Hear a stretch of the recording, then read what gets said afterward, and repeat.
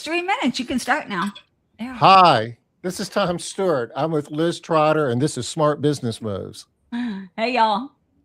Our guest today is Angela and Matt Ricketts, and we're going to be talking about some really cool stuff that ties into the house cleaning industry and house cleaning businesses, but it's a really cool example of when you build a successful house cleaning business, other opportunities that it creates for you, and you can do a lot of good in the world along with building a successful business.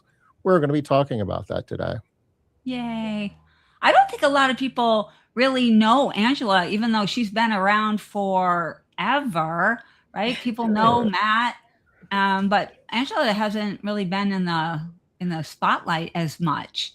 Yeah. I mean, nowhere near. But you're the You're backbone. the heart and soul of that business. You're the one that you makes are. that Yeah. look good. Well, thank you so much for inviting us to be a part of the show today. We're excited to share more. I tell people all the time, I probably might not even be an entrepreneur if it weren't for Angela. So I think, that the thing that everyone is they read the book like Traction and they're like, I'm the visionary, or I'm the Implementer. The implementer, whatever, the integrator, I think is the integrator. I can kind of fall in between both, but I mean, Angela really did, this was her baby. I was still working as a pilot and I helped her get it going. But yeah, truth was I quit my job to help her build this. And she's always like, I don't know the numbers as well as you. It's like, yeah, but the business is built on the culture. I think most people see, we've grown this pretty big business, but it's really built on the foundation of the things that she wanted to do early on, which was build a company that people would want to come to every day, that they would actually enjoy working at. And that's what we've really continued to focus on. And that's why it's really grown to where it is today. Yeah. Well, and it's not just this business. I mean, we are going to talk about Better Life Home, of course, but there's something bigger going on right now, right? You're doing something really amazing. You want to tell us a little bit about it, Angela? Thank you. So we formed a nonprofit called Sightstones, and it is to raise awareness and funds to find a cure, basically, for blinding eye diseases. We have 3 children, and our middle child, he's our only son. He has it's a retinal progressive eye disease that is slowly over time taking his sight. My grandfather went blind from it. So we've just been navigating this world for the last 10 years. He's 15. And today's my birthday of all days, but tomorrow we actually— Today? Yes, today. Oh, Happy birthday. Happy birthday. Yeah, so this is a really big birthday celebration for me, just to express my gratitude for Better Life Home, where we've grown it, and also what on this next adventure with the Sightstones. So we're taking my son. He's going to every 2 years he goes to this eye appointment, and it's in Philadelphia, and that is where they are actively working on gene therapy. It's in trials with young men, and we're just hoping that one day we get to be making this trip out to Philadelphia for the gene therapy that will hopefully stop the progression of this eye disease. And truthfully, I feel like we've had Better Life Home for 18 years, and it is the foundations that we've built within that company. What the foundations are with Better Life, I want to transfer that to Sightstones, and that's what we've been working on. It'll be 2 years in the fall. So yeah. Wow, I can't believe it's been that long already. Wow. Yes. Yeah. Wow. So when I sat down first to, start to make these Sightstones, so this is what they are. And I'll go into it more, but we'd have to probably zoom in a little bit more, Angela. But they can go to the website and we can share more. And we can pull some up on the website. Yeah. So I should be a little embarrassed by how many I have. I wish I were wearing one right now. I have so many. They're so pretty. Thank Like, you. how do you choose, right? I just love them. So, So I have a question, Angela. Yeah. Oh, sorry, Tom. We're going to say no, something, the, Tom? yeah, go ahead. I was just curious, you were talking about your son and everything as a hard topic. You're used to talking about it now, obviously. Yeah. But it's a hard topic for a long time. But so many people, when they go through hardship, they just, especially something like this with your kids, they kind of, go in on themselves and they do less, and they get smaller. But y'all kind of did the opposite. You got bigger and you created sight zones and you did so much. Why? What makes you different? How did You you do this? know, Why? I think that truly that is like the spirit of an entrepreneur, right? And I think, this definitely, my personality, it is kind of upbeat, and I always kind of look at, the sunny side of life. But this has definitely been extremely challenging, hard at times, tearful, going in, especially into these appointments. It's just the reality of, this eye disease and what it is taking from him. But I knew 10 years ago, getting that diagnosis, I couldn't change it. Even though I want to take it away. But as an entrepreneur, it's kind of like, okay, you go back to what you're good at. And those are some, Matt's so great when he says he wouldn't be doing this if, this cleaning company.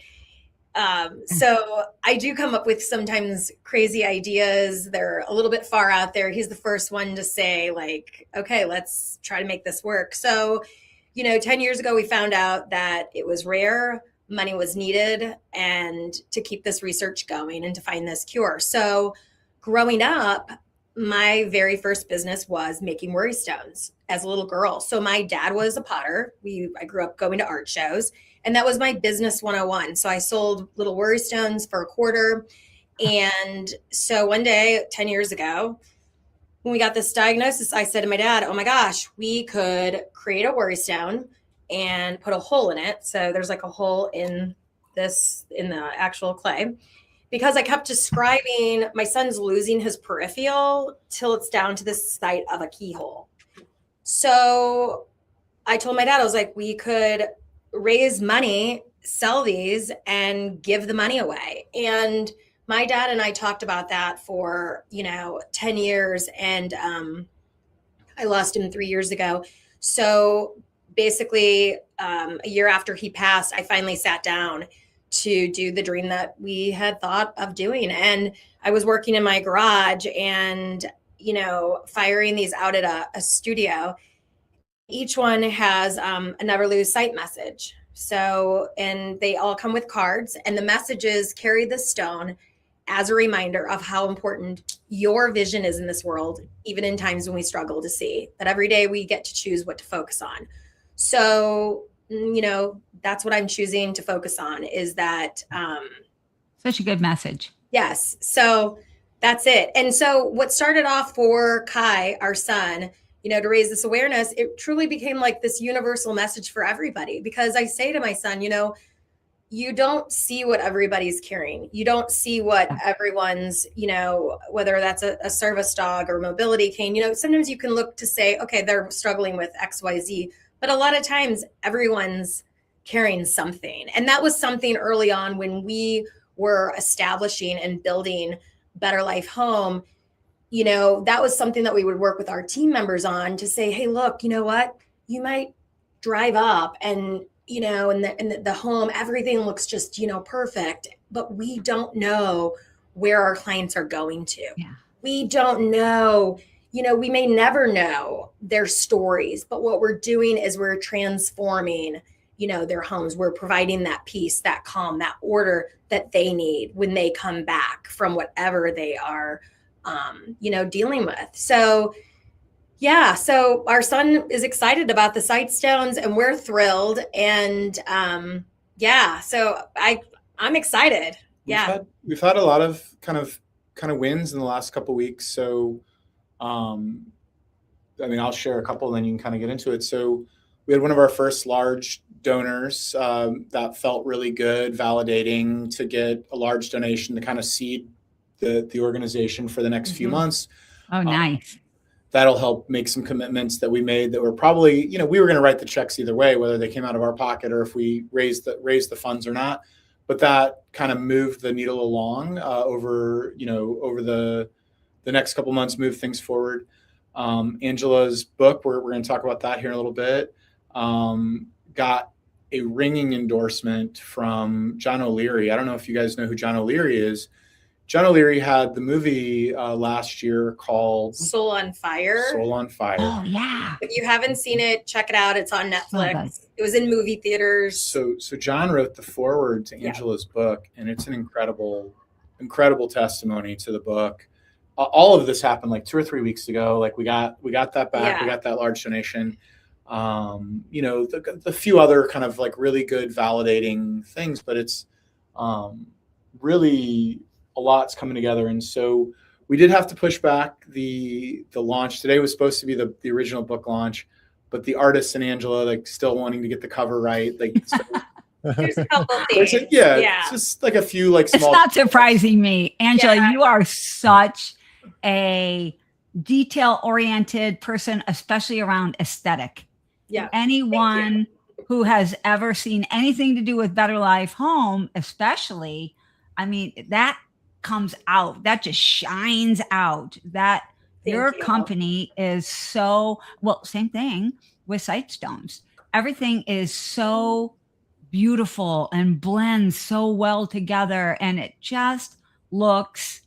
I mean, I don't want to say professional because the idea of professional a lot of times sounds cold or dry, and it's not that at all. Everything is very like vibrant and with heart. Yeah, I guess that's it, with heart.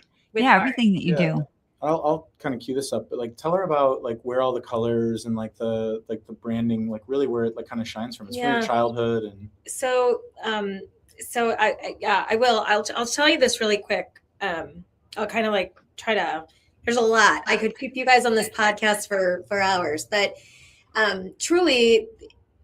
The Sightstone colors. So growing up, we did not take, like vacations. Our vacations were like work vacations, right? Like we went to these art shows and we go to this place. It's actually my happiest place on earth. It's War Eagle. It's Arkansas. War Eagle, Arkansas. There's a show every year. It's in the fall and there's a running mill and a river and 50,000 people will show up through, a 4-day working show, and so down by the river, that's where, I grew up. I mean, truly like playing in the creek and the woods. And, I was with my mom and my dad and my brother. And so each of the stones, I really tried to capture just like the some of the earthly elements that I saw. Now, some people are asking for pinks and turquoises, and I'm incorporating all of those. But each of the stones, we're using different clay bases. So if you can imagine the last 10 years, I sat in rooms watching my sons, the retinas on the screen. And when you carry these eye diseases, they're very splashed. There's pigmentation. They're very unique eyes, very unique retinas, very beautiful. And I kept telling my dad if I could take that and capture it on a stone. So that's why the image of each stone, it's, there's a lot of varied colors, but the inspiration came from my childhood, that art show in particular as a little girl when I grew up. They spent a lot of time in nature though. And yes, doing things outdoors that I wish we did more of that with our kids. I think you had a very unique childhood. I think our daughter sometimes tells like one of her favorite trips was this rock climbing trip that I took her on. And I set the tent up like crooked and like we slept basically on like the most rocky ground. And it was so uncomfortable. They didn't listen to me when I said pack warm things and I think she slightly froze. And she still says it was the best trip. It was the best for her. Crazy, right? Yeah, it was a very uncomfortable trip. Uncomfortable for you, but very memorable for your daughter. So, and that's how that stuff works. Yeah, those things hold memories for sure. Well, again, it's that heart. That's the condition your son has. You said it's rare. How rare is it? So it would be like 1 in 50,000 boys and men, in Wow. like just the United States alone. And then like 1 in 100,000, So like you know, 5,000 people in the US yeah. probably like affected is kind of the thought. So there's certainly crazier, rarer diseases, but it's still like on the rare disease spectrum. It's pretty rare. Yeah. So when I mean, any disease is certainly awful, but if you happen to contract a disease that a whole lot of other people have, isn't there a better chance that drug companies and hospitals and labs and so forth are looking for a solution because there's a Maybe. bigger market for it? Maybe, but what's interesting about this one is, and Angela knows the science as well as anyone because she was on the board for Choroideremia Research Foundation, and she's been wildly involved with the science. But what's unique is that it's one gene expressed, and so a lot of these diseases are multiple genes. They can't figure out what's actually causing all the interrelation of how the disease is being expressed. But with choroideremia, what makes it unique and why 3 drug companies actually brought these to human trials is the fact that it's one disease or one gene, and they've identified the gene. So bigger picture, there's an umbrella disease called retinitis pigmentosa. 132 genes that they've identified under that disease. Originally, choroideremia was one of those, but it kind of was given its own disease designation probably a decade ago, maybe longer, maybe 20 years ago. And so that makes RP really hard because it could be dozens and dozens of different genes or sometimes multiple genes, but this is one gene. And so they've actually identified it. They've created a way to inject a gene that kind of counteracts it. Is this like CRISPR and messing with the DNA? Before this is even before CRISPR. This isn't gene editing. It's gene therapy, which is you can tell a little bit more about this. So Angela has been really following the science, but years ago we got a magazine about probably a decade ago. They actually came up with a cure for Leber's genital amaurosis, LCA. Leber's congenital amaurosis, and the doctor actually that's why we go to Philadelphia. So yes, in September of 2016, when Kai got this diagnosis, my dad gave me a National Geographic front cover is an eye, and it says, ending blindness. And in there was an article, Dr. Jean Bennett, who's at Penn Medicine in Philadelphia, her and her amazing research crew, she basically found a cure for Leber's congenital amaurosis and children that were born blind or went blind in the first decade of life.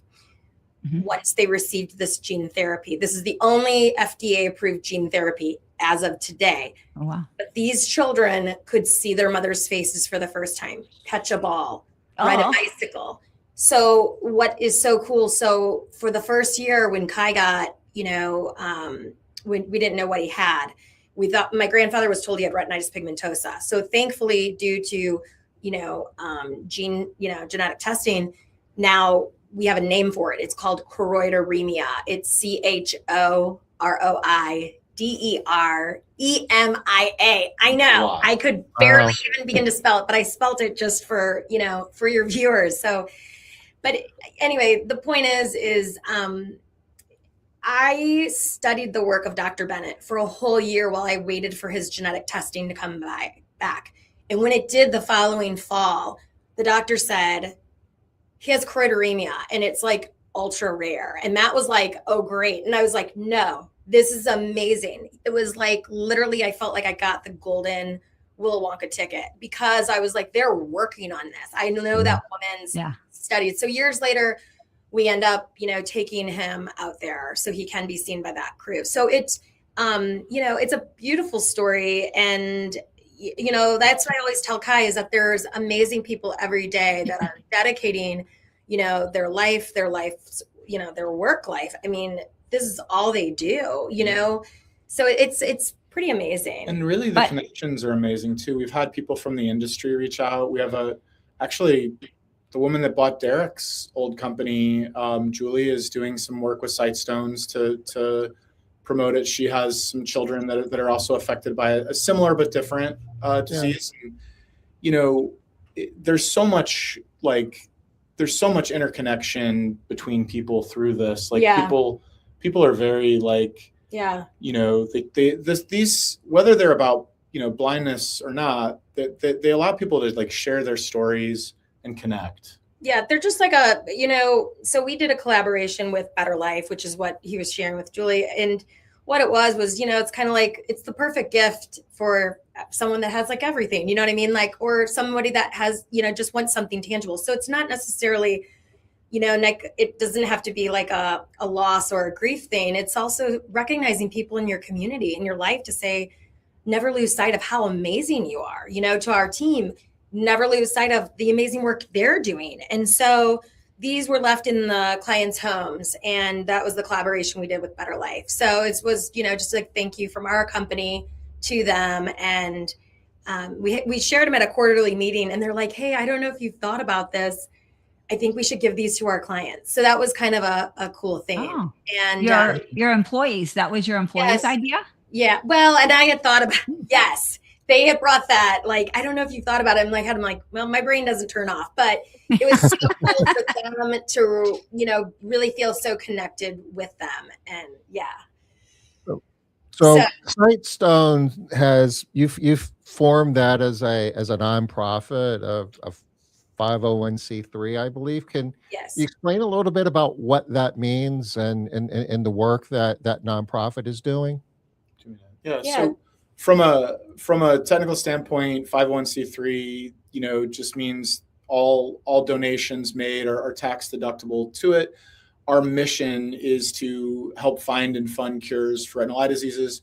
We're going to work closely with two organizations, both the Foundation Fighting Blindness and the Choroideremia Research Foundation, to lean into their scientists to fund grants and to help speed research along. We've already made one commitment to the CRF to help fund their chief science officer.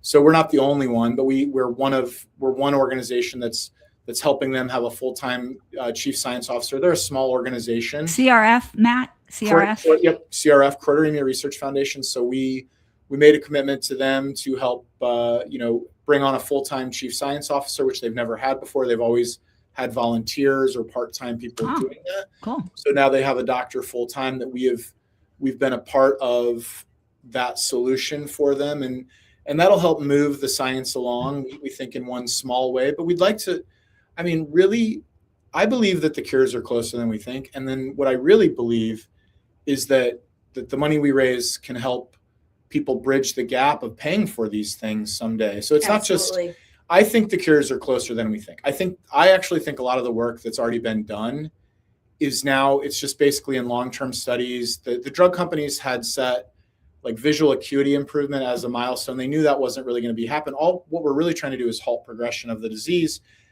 And I believe that they have done a lot of work to prove that. And I think that we're going to see some of these things get approved that they did decades ago, like 10, 15 years ago, they were doing these trials. So a lot of these young men got these, you know, injections into their eyes 10, 15 years ago, I think is the time frame that we're talking. And now they've been in long-term studies, and we're going to be able to say, hey, this has stopped the progression of the disease.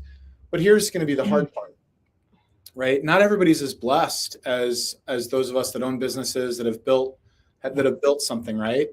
You know, we can write checks that other people can't write, but we want to be able to also, I mean, allow it, you know, eventually, like, you know, with everything, insurance is only going to cover so much, right? So when these cures come out, you know, that's my goal, is that this is available to everybody. And so today, like 100% of all of the Sightstones, the proceeds, and 100% of the book is going to fund the research. So I have volunteers helping weekly.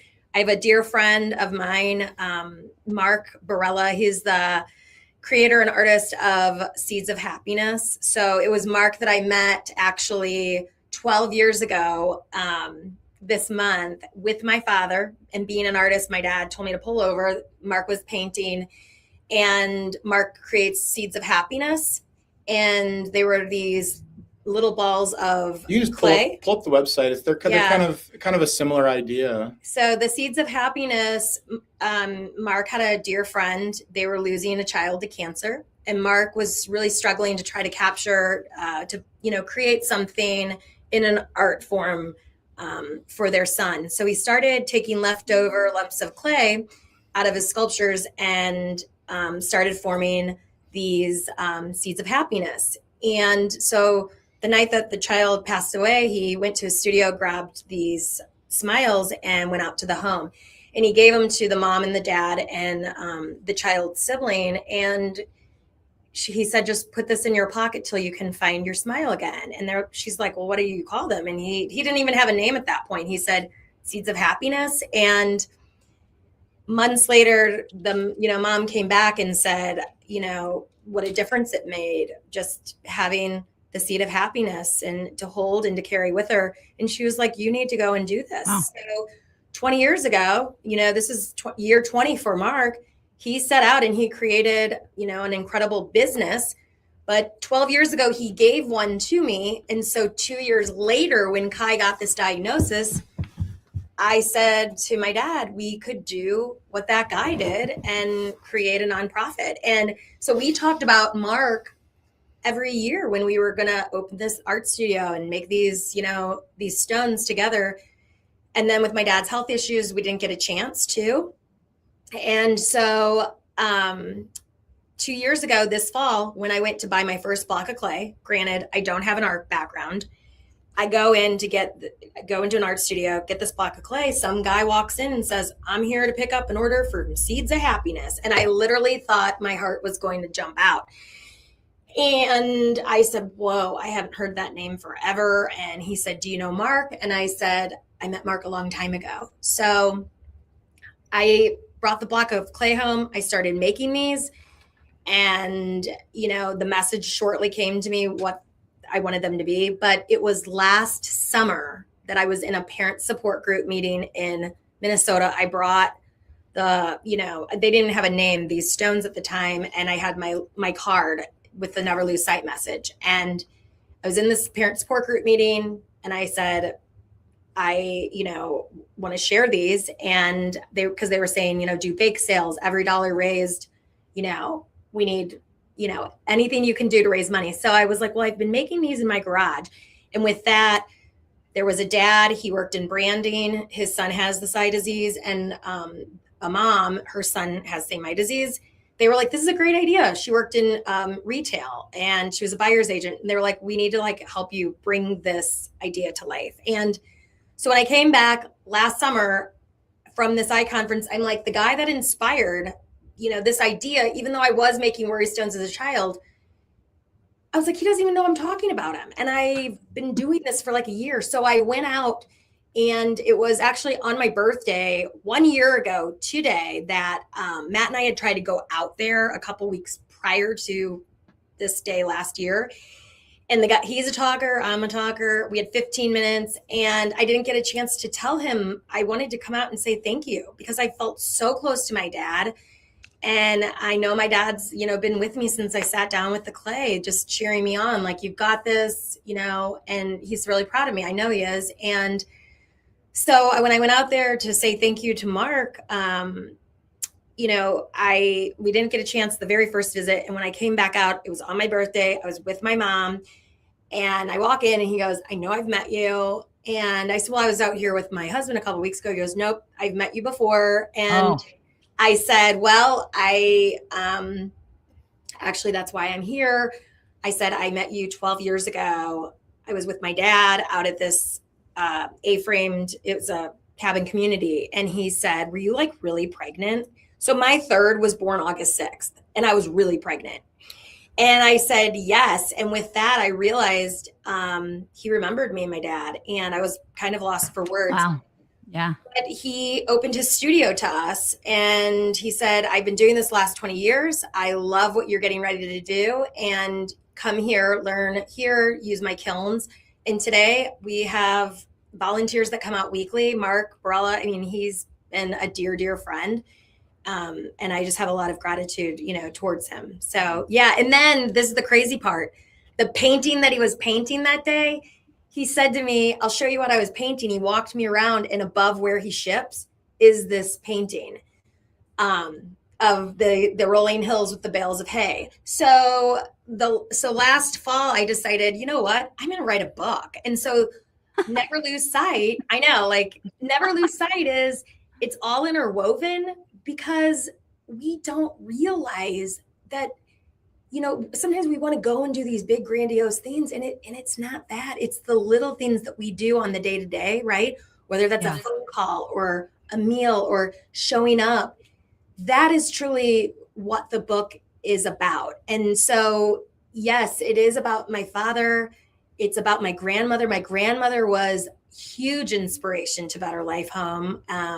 So I always say, if you grew up down the street from my grandmother, you may have started a cleaning company, And so her stories are all interwoven in the story, as well as, creating this company and then getting this diagnosis. And, after my dad, I lost my grandmother and my dad 18 months apart. And it was really awful. And I was really not in a great space. And I truly feel that the clay and, forming this nonprofit, it's pulled me out and also just opened my heart up. And that's truly what the book is about, Well, one thing that I hear about you woven all the way through is you always find the beautiful piece and the beautiful thread in everything, right? I don't think a lot of people in your situation are going to be saying it's a beautiful story, right? I mean, true. Yeah. Yeah. It's a hard story, and we're still on it. A lot. We're still figuring it out. And that's what the book is, not a how-to or it's almost kind of like a to be continued. And that's truly my message for, anyone watching, this podcast today, is that, we touch each other's lives in ways that we never knew. And Mark always says that about the seeds. It's not about the seed, it's about the person that gave the seed, right?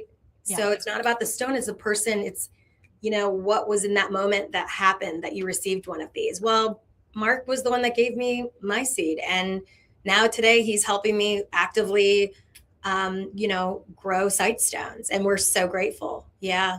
Yeah. We've had a really great experience with Mark and sharing. And I'm going to share one thing. We found this cross that her dad had made when he was a Franciscan brother. And I wish I had pictures of this right now, because it's this beautiful cross, such detail. And he made it for SSM for St. John's Hospital back in the 60s. And it was probably all throughout the hospital, because it was a mold, and they probably made multiples of this cross. And it's pretty big. You could tell that it had been molded hundreds of times, and that there were probably hundreds of these crosses out there. So Mark helped us mold it again and made a new one, and it's beautiful. We were at dinner last night. We were at dinner last night. And we just sat at the bar at Olive and Oak, one of our favorite restaurants, and start chatting up a guy. And towards the end of the conversation, as he's getting ready to leave, I know he said he worked at SSM, and I just asked him, I was like, hey, I have a question for you, because we have a connection to SSM. What do you do there? And he's like, I'm going to be the CEO, the COO of SSM. It's a big hospital system. And I was like, well, then you might be the person that can help us. Her dad made these crosses for SSM, and we think they're out there. We just don't know where to look. And he's like, I can get you in the archives. Yeah. And we were just like, this is exactly the person we needed to meet, because we wanted to find where these things are. They may not still be there, but they're going to be in the pictures. They're going to be in the archives of the original. Yeah. They have pictures of the original hospital as it was built, and her dad was in the stories as he was one of the nurses that opened it, and he was very deep in the story of opening that hospital and of SSM's story. So it's just funny, when that guy was sitting right next to us, and if we hadn't talked to him, hadn't shared a story, hadn't made the connection, you wouldn't have known that he's probably a person that could open a door for us to see something that we'd like to see. So Mark is deeply interwoven in the story, but it's also just these connections of just being open to experiences of and opportunities. You guys So- are really open to opportunities and creating opportunities. And because really, I'm thinking about it, you're able to do this full time, Angela, Yes. and Matt, you're doing a lot too. But like most people don't think that that's going to be part of their life. And you didn't think this was going to be part of your life at all. No. Right? You were a cleaning business owner, you're running a cleaning company. Like Yeah. you couldn't have realized No. that you're going to No. have such a larger mission and larger passion in your life. I know that you've mentioned before that you did have a lot of passion for the cleaning business and the people yeah. that worked in the business. You always did. But you probably didn't realize you were going to have this even larger No. passion. No, and I am so grateful to our company because honestly, if I had not started, both of us, we began that company and all the lessons that we've learned throughout the process, that I don't think that I would be doing this today, and I would not be able to be dedicating 100% of my time. This to is be also doing Yeah. this. a Yeah. funny conversation because for years I've always said to her because she's always wanted start nonprofits, and I'm like I have.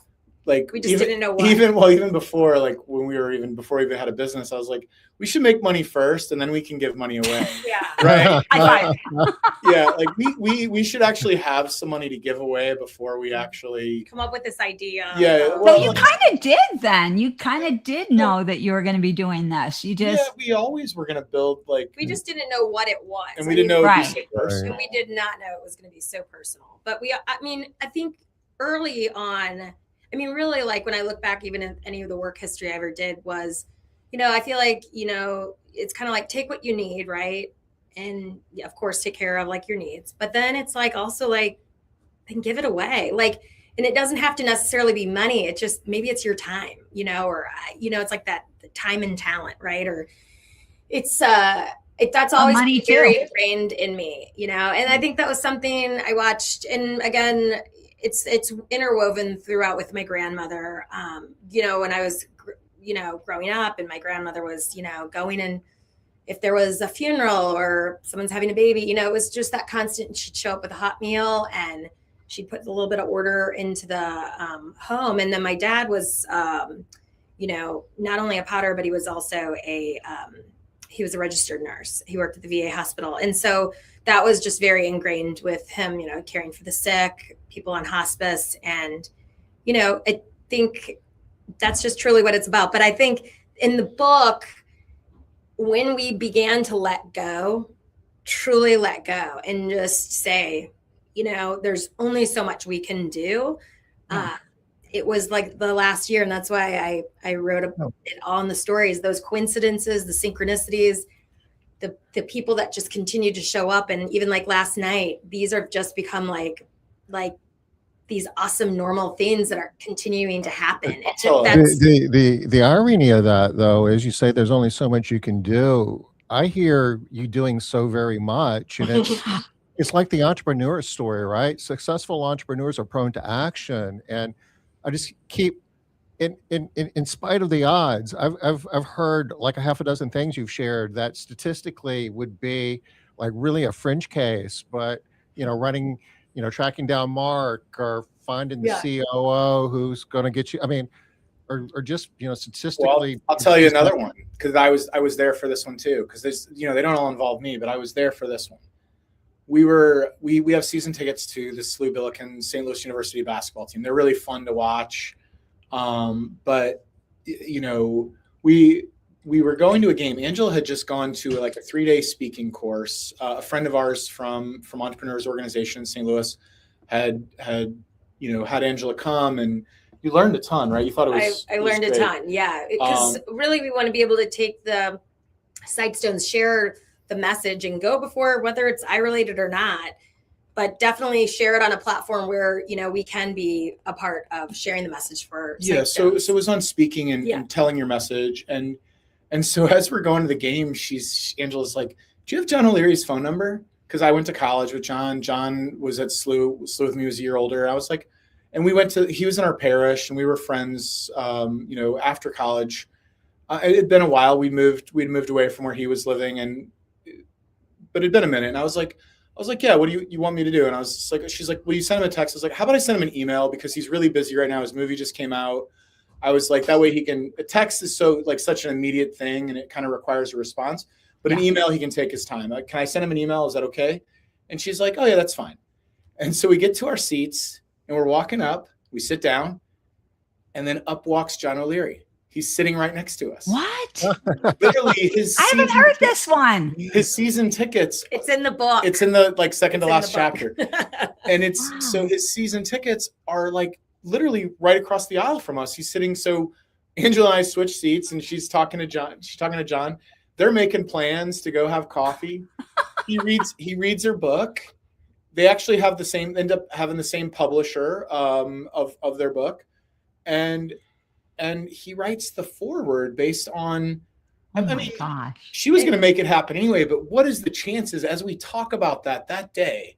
I mean, it was going to happen either way, but it was like It's really incredible. the fact that we talked about it on the drive there. I couldn't make it up. I was just like, But also, Matt, just that attitude right there is part of what sets you apart. The idea, and you said it multiple times, it was going to happen anyway. But most people don't have the confidence that it's going to happen anyway. It's a hope and a prayer that it's going to happen. she was going to You're make like, it happen no, it's gonna anyway. I believe that she would have gotten a hold of John O'Leary anyway. And like, Yeah. But just for him to be in the seat next to us, and then for him to be so generous. John is like at the peak of his career. Like literally his movie just came out. It's like in theaters. It's number 1 on Netflix. And he's asking all about her. He's so generous with his time. He was asking about our business. Yeah. And, the really cool thing is before his movie, when we were doing, trivias, any type of form to help raise money, because this isn't like the first go around with this, but early on, we got involved in organizations. We're helping raising money. And John's company always would sponsor, like a round of, as a business sponsor for like trivia and stuff like that. And so Kai, our son, John was like a hero in Kai's eyes. And so for years, if you can imagine, Kai had John's books on Audible every night. Yeah. So when I saw John at the basketball game, I was like, I sometimes wake up and I have to turn you off at 4 a.m. in the morning. And he's like, I'm so sorry. But it was super cool. And Kai recognized John that night. And, and so. Well, Kai said to John, he's like, I would know your voice anywhere. Yeah. Yeah. Oh, and you know what's so funny? Our daughter, she's 11. She said to me, we're sitting there and she takes everything in. And about 20 minutes later, she's sitting there and she goes, Mom, now you went to school. She called it. You went to school the last 2 days to learn to speak. And what are the chances? She goes that here we are at the basketball game. You run into John O'Leary because he's a motivational speaker about his story. And she goes, that is not a coincidence, So it's just those little things that, I think when we let go and like life is happening, but I think also it's not just sitting and, crossing the fingers and praying. It's truly taking action, right? Yeah. Like, You're making it happen. action to have a result, right? Definitely prayers. I'm all about it, finger crossing, good. But it's also like, all right, what can I do in this moment that may make a difference? And it's the action. You are making it happen. Yeah, You're making luck come to you. You're making all of this. I'm going back to what Matt said earlier. He was kind of tongue in cheek when he was saying, how about we just like earn some money first before we do this? But how many times I know, Tom, you and I, we've heard Matt say a million times, he's trying to he wants to earn or have $1 million EBITDA business. He's not talking about $1 million. That's in the book too. Like this is a hard story when she comes back from this conference. Yeah. And she's telling me about her experience. I didn't get to go because Kai at the last minute did not want to come to that conference. It was just too emotional for him. So me and Kai had to stay back. She had this really great experience. She's telling me about the sight stones. And I'm telling her I'm telling her, why do you think I work so hard? Why do you think I care so much about money? It's because I want to be able to write a check for this someday. Yeah. So other people can't write. Yeah. And she's like, you don't have to. And that really was like the first time that I really believed. Like I was like, you don't have to. Like I think we can do this. Yeah. And I like literally, I mean, I believe before, like it was like a good. You were always supportive from the very beginning, but when I came back from the conference and I realized like this has resonated with other people that were going to use their time and talent to help me bring this thing to life. Yeah. That's when I was like, we don't have to do it. It's like we don't have to do it alone. And that's the big message throughout the book is that when we let go, we try to do it all on our own. And as an entrepreneur, it's like, that's a lot of times. Like we're just like head down, People do like that. this. But when you start to open up and you start to share and you're not afraid to share, because I think when you share, it just multiplies. So it's not like I have to keep these like ideas like super locked down secret. No, share about your successes, share about your struggles, share. And it opens it up for other people to say, oh, well, then that's normal.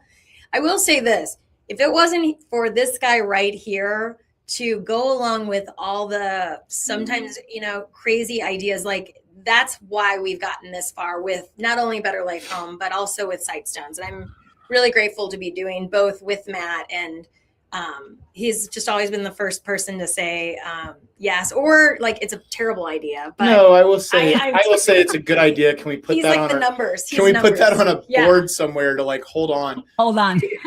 So, idea overload is, so I'm always telling Angela, is like, you've got like a lot of businesses in one business here. Like get the book launched. There's going to be so many cool things that come out of this over the years. I promise you, like, I don't want to she's got a ton of good ideas. I think there'll be a greeting card line. I think there's going to be so many cool things that are going to come out of this. But like, get the book out in the world, get people to hear the story, start speaking about it, and then get more of these stones in people's hands. Like that's the main mission now. And then all the other stuff will come. So I don't want to ever hold people back, but I always do tell people is like, you can only do so many things at once. We're already kind of doing 3 things at once here with this, like with the nonprofit. So the volunteers are amazing and have taken a lot of the workload off. And it's been a really cool journey for our son. So we're in the thick of adolescence, he's 15. And, he's watched these, go from the garage into the studio and, people are getting them for retreats. Companies are getting them. I mean, it's as fast as we make them, they're leaving and they're going out into the world with the never lose sight message. So the message is resonating. So he's realizing for the first time, like, so you've got this thing and people are showing up. It's not something that's, separating, like they don't want to, it doesn't have to be a secretive thing that you're going through this. But when I was branding it in the original, I said to my son, like, how do you want this to go out in the world? And he said, Mom, it is, I don't like what I have. It's my story. I want you to share it. He goes, I think it's cool that you're trying to do something about it. So he realizes a lot of times when people are sharing, whether that's, they get a cancer diagnosis or, it's anything under the sun. We've heard these stories. They'll say a lot of times, tell your son, thank you for sharing his story because it allowed them to share theirs. Yeah. I think. And now I have a question. Understand that. Yeah. So I have a question. Matt, we are coming to your place next month in August. And for anybody who's available to come to the Accelerator Experience, we are the day before. We're going to see you, Angela, right? Over at so we're going to for half a day. So to kind of let me ask my question. Go ahead. My question. So my question is, will we be able to do anything? Like you had said, volunteers do a lot of stuff. Can we? We should glaze. Absolutely. We should glaze some. We could probably even fire them and have the ones that they glaze. Yeah, I would love that. It's honestly, it is the most magical place on earth. It truly is. When they say seeds of happiness, you will not leave. You'll be like leaving like happy times infinity. It's the energy of the place. It's bright. It's beautiful. And Mark he's one of a kind. So he's a blast. So yes. So I'm excited. Last summer we had, or I guess it was in January, we had the Accelerator event, and I kind of ambushed a couple people that I wanted to go there because one of them I knew Lisa. had, she had a rare disease. And I also knew another woman that's in town here. She has a family member that's also affected. And I was like, I really wanted them to come to the studio. And I literally I put a little peer pressure on them. You got to come to this place. And I could tell they were a little frustrated because they had their plans and they I sidetracked them into coming. And oh my God. I didn't hear that part. Oh, they were so happy they came to hear the stories. It was so emotionally connecting to hear the story of like what you can do for your company when you do grow a big enough company, and like the good that it can give back, which is one part of the story. That like it resonated with these business owners, because most of us do want to do really good stuff, right? We want to do good bigger, stuff. better.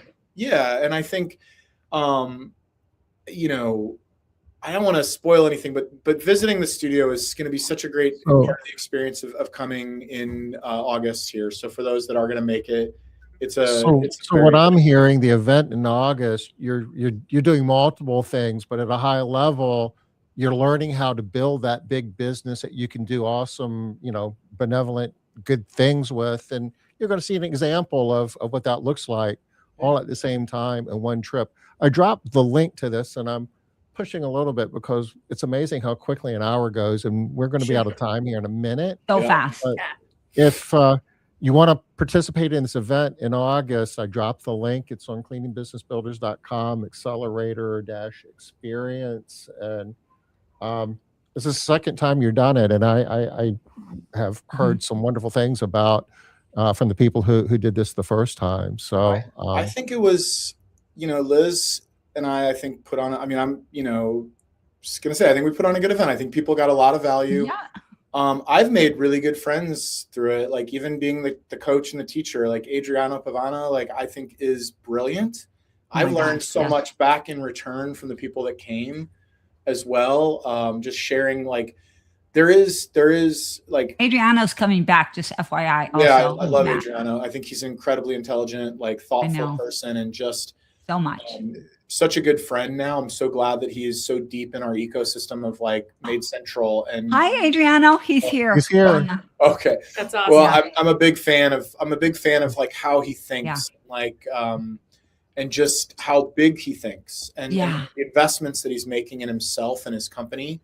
It's a really new company, 3 years old, to be as successful as they are.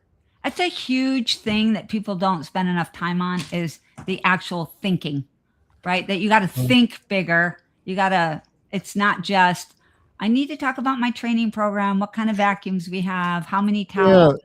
Yeah, that's important to point out that, there's a lot of different programs that do a lot of different things for, companies at various levels of growth and progress. But what you guys are doing is strategic. It's really kind of the master's program. This is graduate level work that you're doing for cleaning business owners. And I don't want it to go unsaid or miss that another big benefit of this is you're going to see firsthand one of the most professionally managed house cleaning, companies in the world, actually, at Better Life Homes. And you actually do, this is all part of the deal. And we also get to experience the Sightstone, experience, and actually get to make some cool stuff with clay. I'm excited about that too. Yeah. I think that's a really good description of what they're going to get, though, is the gap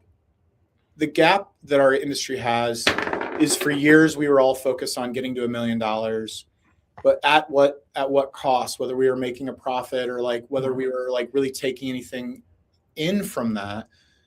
When I talk about, we're not there yet, we're getting close, but the idea of $1 million EBITDA is because I want people to create things of value that they can transfer to their next generation of their families, of their kids, or even themselves, if they don't want to do anything for anybody else, but then you have resources, you can do really good things. But our industry is kind of stuck in a place until enough of us get to that size. So why would I want to just stay here? Why would we want to just stay here by ourselves? We want as many people to be there as possible, because that creates an ecosystem where all of our businesses are worth more. All of our businesses are fundamentally, and this is, I feel like, your guys' mission for the last 20 years, as I've known you all, is lift this industry to another place that it hasn't been And it's taken all these 20 years that we've known each other, but it's getting there. For the benefit of all stakeholders. Yeah. We're at the top of the hour. We're going to have to call this a wrap for the moment. Liz and I are going to be back in a couple of weeks, August 12th, actually, at 5 o'clock Eastern with Martha Woodward. And we're going to be talking about some cool stuff. We're going to be talking about the ISSA show in November a little bit as well. Angela, Matt, as always, this was a pleasure. And this was a lot of fun. Thank you so much. Looking forward to seeing you. We'll see you soon, Liz. Bye. Bye, Tom. Bye, y'all. Bye-bye. Bye. All right. Thanks, Liz. All right. Bye, y'all. Thank you guys so Bye. much. Thank you. Thanks. See you Look soon. forward to seeing you in a few weeks. Bye-bye. You too. Bye.